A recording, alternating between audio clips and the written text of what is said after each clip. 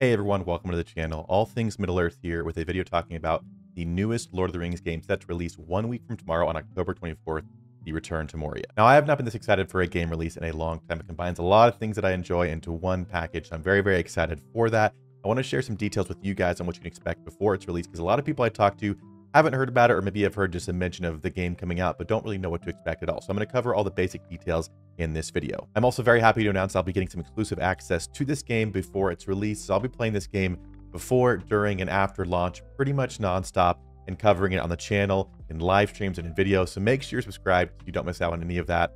Let's go ahead and get into the video.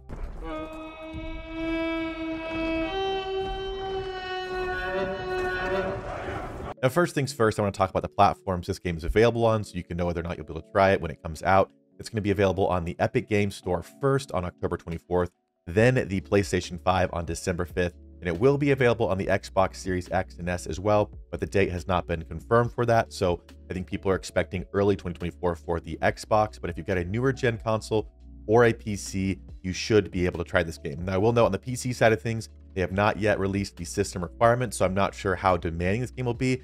In my experience, it's usually less about, your PC or what the specs are, and more about just how well optimized the game is. I've played very, very high-end games on kind of budget builds that were just optimized well, and I've played lower-end games that weren't optimized well on a good PC that ran like crap. So we'll be covering that on the channel. Again, I've got a decently high-end PC, to at least let you guys know as a baseline how reasonable price point for this game, at least for what I'm seeing. I played through the Lord of the Rings Gollum game, which was more expensive than that and was an absolute dumpster fire. So I think this game coming out with a lower cost is at least a good first sign. But $40 will be that price point, at least for the PC. And if there is confirmation on a different price for the consoles, I'll be sure to let you guys know. Now, next up, I want to talk about the developer and the publisher for this game, if that's something you're interested in. A lot of times people like to look at what games they've made before to see if there's a good track record or not. The developer for this game is called Free Range Games, which I personally do not have any experience with.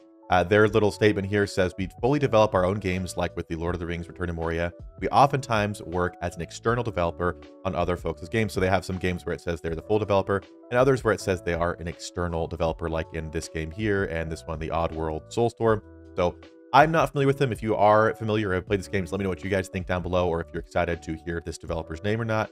To me, it's just unknown. They definitely have a lot to prove here on whether or not they can kind of handle a project like The Return to Moria. They do state here on their website, their mantra is, "No matter the project, we deliver on the mantra that our game be meaningful, memorable, and fun." And if this game strikes all those, I'd be very happy, but obviously much easier said than done. Now, the publisher for this game is North Beach Games. North Beach Games I am a little bit more familiar with. They helped publish a game called 7 Days to Die, which I am very familiar with. It's one of my most played games of all time as a fan of the survival genre. So I'm excited to have their name on this in a game I'm familiar with. But obviously 7 Days to Die, I hope this is kind of worlds ahead of that in terms of its development process, graphics, and just gameplay experience as a whole. But as a fan of this genre, I do enjoy this game. So not unfamiliar with these guys, but again, not a whole lot here that you can see that, you can go off of to decide whether or not this game's going to be good just based on that. But just wanted to put those two out there for you guys who are curious about who is developing and publishing this game. Now, next, I want to talk about some key game features. These are listed on the Epic Games Store, as well as any other site that really has covered the release of this game. They just go to different bullet points about what you can expect for this game. So I'm going to put some pictures on the screen as I talk through these. You guys can hopefully get an idea for what you can expect for this game. Now, first up, it says, "Survive the darkness. To survive the treacherous mines of Moria, players must conserve resources, hunt and gather for food, and manage their sleep, temperature, and noise levels.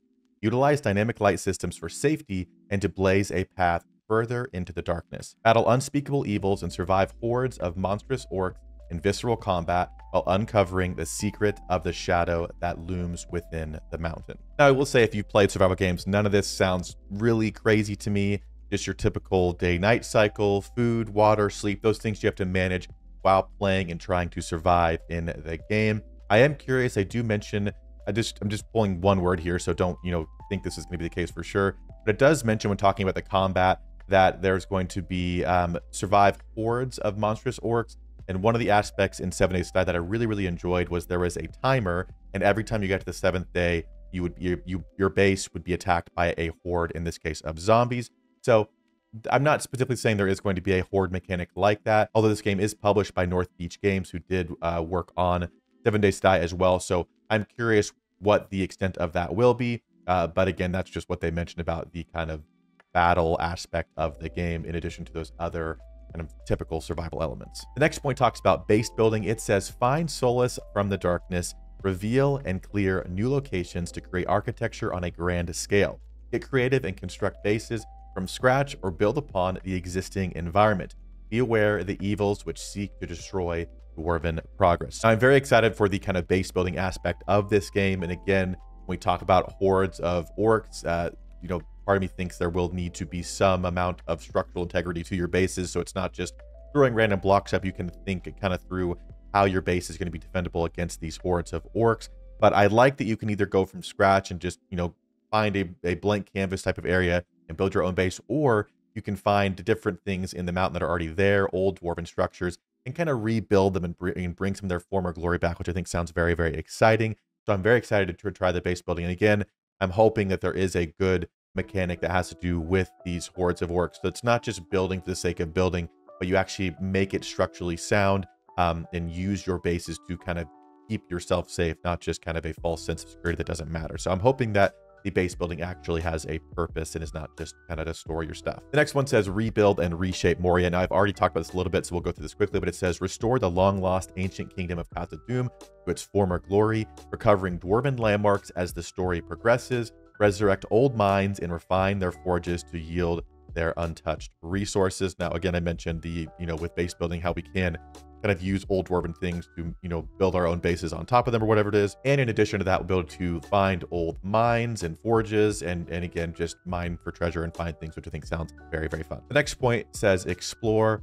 Delve into the depths of the mines of Moria. Procedurally generated environments are abundant with resources and fraught with mystery and danger, providing a unique experience every time. Now, if you're not aware, a lot of games use procedurally generated environments. So that means when it does generate the environment, it kind of operates within this structure of what it can and cannot do, but it's going to create a unique environment each time. So if you boot up a new world with friends or by yourself or whatever it is, you're going to have different experiences each time. Again, I'm hoping that there is a lot of variation in these different environments, and then like the parameters are not too strict, because I just think that means the more times you play, the more different things you can explore and find.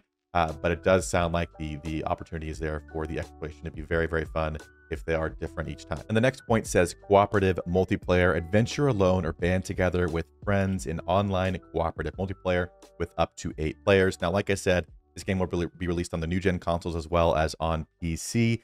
And I don't believe, as of me recording this, they have announced or confirmed there will be cross-play. I'm hoping there is, because that just means you can play with more friends. If you have friends who have consoles and friends who have PC, or a mixture of both, you can all play together, hopefully, but that has not been confirmed yet.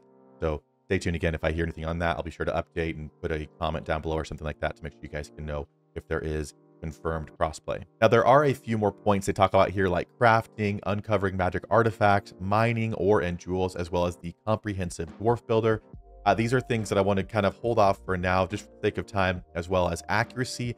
I should have my hands on the game very, very soon, and I want to be able to kind of show you guys exactly what the crafting looks like, for example, or exactly what the mining looks like, so I can give a kind of proper look at it. But again, at this point, if you played a survival game, you probably aren't surprised by things like crafting and mining and exploration and those kind of things. So it goes more in depth on those topics, and I just want to make sure that it's accurate, whatever we're talking about.